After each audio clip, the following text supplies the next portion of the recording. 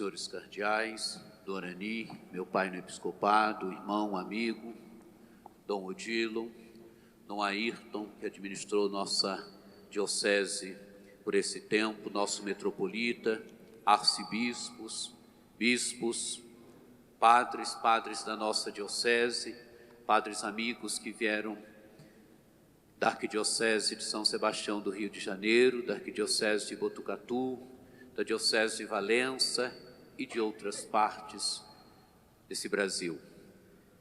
Irmãos, irmãs, amigos, meus familiares que vieram de Valença, da região ali, autoridades do Poder Executivo, Legislativo, Judiciário. Amados e amadas de Deus, hoje inicio meu ministério na Diocese de São Carlos como seu 7º bispo. Entro numa igreja que possui uma grande história, uma grande tradição, uma diocese centenária. Sou um elo neste belo e envolvente caminho da fé. Recebo uma grande riqueza que o Senhor construiu através da doação generosa de bispos, padres, religiosos, religiosas, diáconos e leigos e leigas.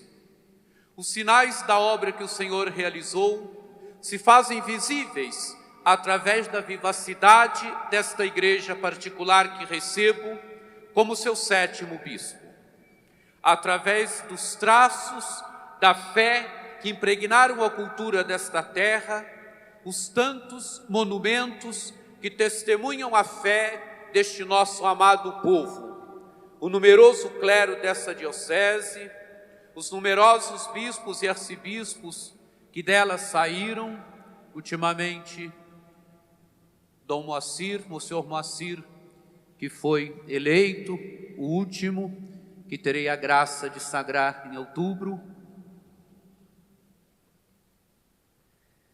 Os religiosos, religiosas, o laicato vivo que doa a vida através das pastorais, movimentos, associações, novas comunidades e tantos outros.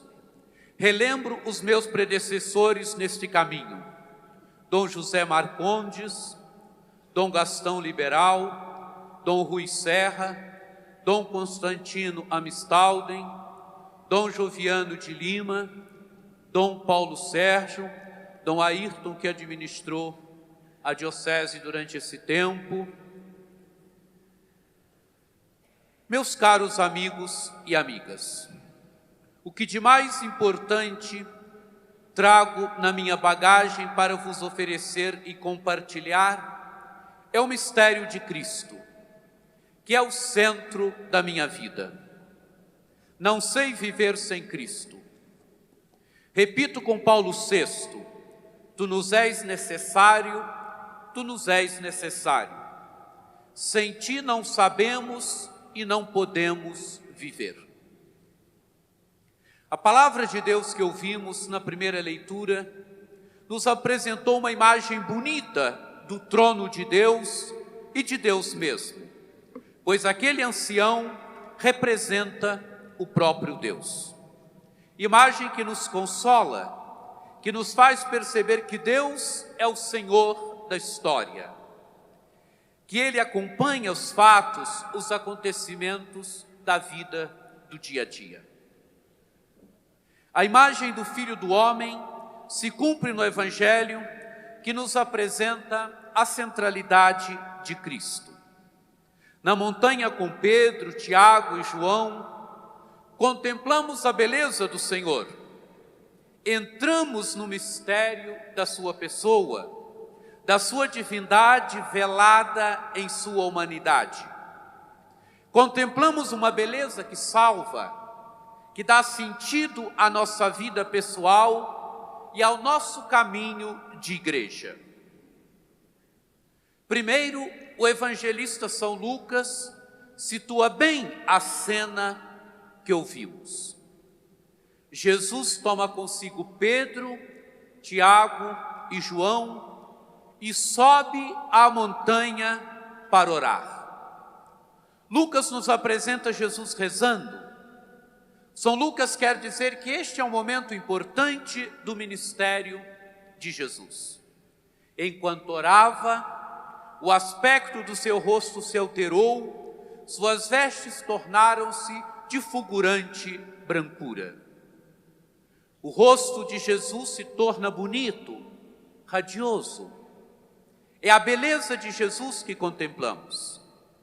São João Paulo II, na Novo Milênio in Eunt, naquele documento Novo Milênio que se inicia, pergunta: não é porventura papel da Igreja refletir a luz de Cristo em cada época da história, fazer resplandecer o seu rosto diante das gerações do novo milênio? Sim, refletir a luz de Cristo é o grande papel da Igreja. A cena que contemplamos apresenta um rosto radiante, bonito de Cristo. Cabe aqui a pergunta: que face de Cristo estamos apresentando? São João Paulo II diz: o nosso testemunho será pobre se não formos antes contempladores do rosto de Cristo. Sermos contempladores do rosto de Cristo, aqui está o segredo para o nosso caminho de igreja, para o nosso caminho pessoal. Contemplando a beleza de Cristo, encontramos nele o verdadeiro sentido da vida humana. Em Cristo, o homem encontra o que é ser homem. Nele, o ser humano encontra o seu caminho, pois o mistério de Cristo revela ao homem o que é ser homem, pois Cristo é o homem segundo o projeto de Deus. A um homem que corre o risco de perder o sentido do que é ser homem, pois vai perdendo a sua origem e o seu destino, a Igreja lhe apresenta Cristo. Ele é o sentido do homem. Somente nele encontramos a nossa verdadeira vocação. Daqui emerge uma igreja que tem os olhos fixos em Cristo, que não se perde diante dos caminhos da história, pois é contempladora de Cristo, está fixa nele, ele é o centro. Um segundo aspecto é a transformação da veste de Jesus, que se tornaram de fulgurante brancura. A veste de Jesus é a igreja, veste de um tecido só, como se lê no Evangelho de João, no capítulo 19, versículo 23. São Cipriano, falando da unidade da igreja, dirá: este sacramento da unidade, este vínculo de concórdia inviolada e sem rachadura, é figurada também pela túnica do Senhor. Como se lê no Evangelho, ela não foi dividida, nem de modo algum rasgada, mas sorteada. Os apóstolos contemplam esta veste bonita, resplandecente. É a igreja na sua santidade, que será mais radiante ou não, de acordo com o nosso testemunho, de acordo com a nossa doação. Pois na igreja existe essa bipolaridade. De um lado, a santidade, ela é santa, ela traz em si todos os meios de salvação, é sacramento de salvação, mas ela se realiza na história, numa história concreta, numa história marcada pelo pecado, numa comunidade real. Ela se realiza concretamente em cada tempo, em cada realidade. Nós a edificamos. Quanto mais nos tornamos contempladores de Cristo, mais radiosa, bonita a igreja se torna. Nosso caminho de igreja deverá ser aquele de revelar a beleza da túnica de Cristo. Uma igreja próxima do povo, que antes de grandes discursos testemunhe aquilo que diz. Uma igreja onde todos, cada um na sua especificidade, se doe com alegria. Uma igreja que celebra bem, vive bem a sua fé e pratica bem a caridade. Pois, como nos disse o Papa Emérito Bento XVI, a natureza íntima da igreja exprime-se num tríplice dever: anúncio da palavra de Deus, querigma martiria, celebração dos sacramentos, a liturgia, serviço da caridade, a diaconia. São deveres que se reclamam mutuamente, não podendo um ser separado do outro. Uma igreja que vive, uma igreja que pela sua caridade manifesta a sua fidelidade ao seu Senhor, pois a nossa fidelidade ao Senhor é medida pela nossa caridade, pela nossa capacidade de amar. Uma caridade operosa, que vai ao encontro dos pobres, das periferias existenciais, que se encontra lá onde as pessoas precisam sentir concretamente o amor de Cristo, que toca a sua carne, sua concretude histórica, existencial. Pois o próprio Papa Emérito Bento XVI, ele vai dizer: a caridade pertence à natureza da igreja, é a expressão irrenunciável da sua essência. Uma igreja missionária, em saída, como nos pede o Papa Francisco, onde todos, bispo, padres, diáconos, religiosos, religiosas, seminaristas, leigos e leigas, são comprometidos com o anúncio e o testemunho de Jesus Cristo.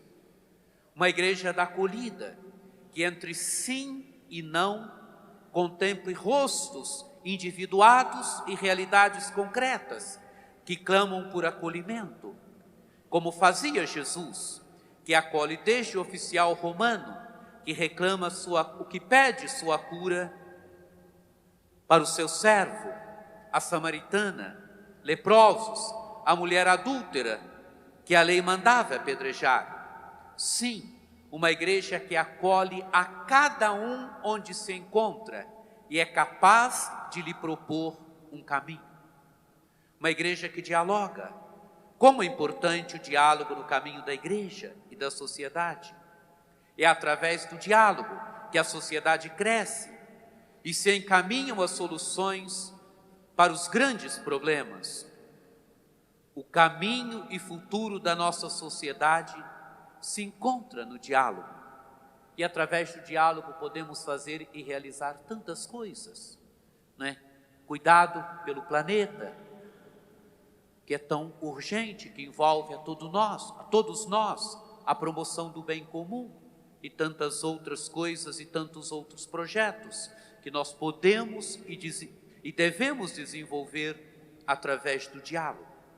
O diálogo exige respeito, a valorização do outro, uma visão alta do outro, uma visão alta e bonita das instituições. Dialogar significa ter a disposição de encontrar a todos, de encontrar crentes de outras igrejas, crentes de outras religiões e não crentes, os diferentes ambientes e mundos dessa nossa região, com o pressuposto de que onde existem pessoas pensantes, ali há as condições para o diálogo. Deus já iniciou naqueles que o buscam com coração sincero a sua obra. O diálogo de Jesus com a samaritana mostra essa sede de Deus que há no coração humano. Uma sede que às vezes inconsciente, mas que é fruto da ação escondida do Espírito de Deus nos corações. Amados e amadas de Deus, devemos passar do rosto transfigurado de Jesus ao rosto da igreja. A túnica de Jesus, essa túnica bonita, radiante, e nos empenharmos na construção de um rosto bonito, nos empenharmos em tornarmos a túnica de Jesus mais bonita, mais radiante. A santidade da igreja nos compromete a cada um de nós. A beleza ou feiura do rosto e da túnica de Jesus está traçado no rosto de cada um de nós. Nós somos igreja. Nós somos a igreja. O rosto resplandecente da igreja na história depende da doação alegre, generosa, bonita de cada um de nós. Moisés e Elias conversavam com Jesus. Moisés e Elias significam a lei e os profetas. Significa o Antigo Testamento que se cumpre em Jesus Cristo. Jesus é o centro das Escrituras. Jesus só pode ser entendido no contexto das Escrituras. São Lucas narra sobre o que conversavam. Falavam da sua partida, que iria se consumar em Jerusalém. Isto é, falavam da morte de Jesus que se daria em Jerusalém. A morte é descrita com a palavra êxodos, termo único no Novo Testamento. Jesus é apresentado como o novo Moisés, que apresenta no mar da morte, que através do mar da morte leva o novo Israel ao reino dos céus, para a glória do Pai. O seu êxodo se realiza através da cruz. A cruz é central no cristianismo. Aqui nos encontramos no centro do amor misericordioso de Deus, que a igreja é chamada a expressar. Amor misericordioso que nós visualizamos através da imagem bonita de Jesus, bom pastor, do bom pastor que ama as suas ovelhas a ponto de por elas dar a vida. E o bispo é aquele também que, configurado a Cristo, bom pastor, é capaz de desgastar por amor das ovelhas a sua vida pelo seu rebanho, a sua vida pelas suas ovelhas. O bispo é aquele que tudo suporta, como Paulo, pelos eleitos, por aqueles que o Senhor lhe confiou, por aqueles que o Senhor lhe deu. A credibilidade da igreja passa pela estrada do amor misericordioso e compassivo. Caminhei da residência episcopal até a catedral com a cruz nas mãos. A cruz rememora a nossa redenção. São Carlos Borromeu, nos tempos da peste em Milão, caminhava com uma cruz nas mãos para que todos pudessem ver a cruz e encontrar na cruz de Cristo o significado e o sentido de seu sofrimento. Assim ele é lembrado pelo povo milanês. Não há cristianismo sem cruz, não há seguimento de Jesus sem cruz. A cruz permanece o grande sinal da nossa redenção. É em Cristo morto e ressuscitado que está o sentido da vida humana. Nele, o homem, a mulher, cada um de nós encontra o seu caminho. O nosso caminho é seguido. Da nuvem, o Pai nos revela quem é Jesus. Jesus é o seu Filho amado, ouvi-o. O Pai nos convida a ouvirmos o seu Filho. Ouvir Jesus. Como ouvi-lo hoje? Ele nos fala hoje, através da sua palavra proclamada em cada celebração, na oração, no irmão. Ele se dá a nós na Eucaristia. O Senhor continua a nos falar hoje. É preciso nos colocarmos na sua escuta. É ouvindo que se forma o coração do discípulo missionário. O Senhor continua a nos falar através das Escrituras. São Jerônimo dizia: ignorar as Escrituras é ignorar o próprio Cristo. A Escritura forma o coração do discípulo missionário. Esta cena nos remete à centralidade das Escrituras na vida da igreja e na vida de cada católico. Ouvir o Filho amado do Pai significa colocar a Escritura no centro, implica iluminar e dar aos acontecimentos e à história um significado mais profundo. Significa colocar os fatos e acontecimentos de salvação, que num primeiro momento o sentido não é evidente, num contexto geral de história de salvação, que faz aparecer claramente o seu sentido. E como isto é importante hoje. Eu diria que isto é missão central da igreja. Às vezes nós falamos de tudo, mas o nosso papel é apresentar uma visão mais profunda da história, das coisas, dos acontecimentos, uma visão segundo Deus, uma visão do mundo. As ciências já dão, a sociologia já dá, as outras ciências já dão. A nós cabe olhar e ler cada momento e se perguntar o que Deus diz para nós nesse momento. Quer dizer, iluminar os momentos, as situações concretas da história através da palavra de Deus, ler os fatos, os acontecimentos, dentro e numa história de salvação. A Escritura apresenta-nos o desígnio de Deus sobre o homem e sobre a história. Ouvir o Filho amado do Pai significa o progressivo desenvolver-se no homem desta clareza de Deus, da vida, da justiça, da verdade, da fraternidade. Permite enquadrar a totalidade daquilo que o homem pensa e deseja no plano do Espírito e da verdade e dar um significado. É papel central da igreja colocar esta riqueza da palavra de Deus nas mãos dos seus filhos e filhas. Isso nós fazemos, isso se dá através da leitura constante da palavra de Deus, da Escritura. Isso se dá através da leitura orante da palavra de Deus, através dos círculos bíblicos, através das escolas bíblicas, através de tantas outras iniciativas desse gênero. Hoje subimos a montanha na companhia de Pedro, Tiago e João e contemplamos a cena da transfiguração. A montanha para nós é essa catedral de São Carlos Borromeu, esta praça. Tomamos consciência de que esta glória da transfiguração resplandece também em nós, seus filhos e filhas adotivos. Daí a pouco voltaremos para nossas dioceses, para as nossas paróquias, para nossas casas, com o coração alegre, pois contemplamos essa belíssima cena da transfiguração. Beleza que nos salva. Que essa experiência nos ajude no nosso testemunho de católicos, de discípulos missionários. Que ela ilumine nosso caminho de igreja e o nosso anúncio do mistério de Cristo. Amém.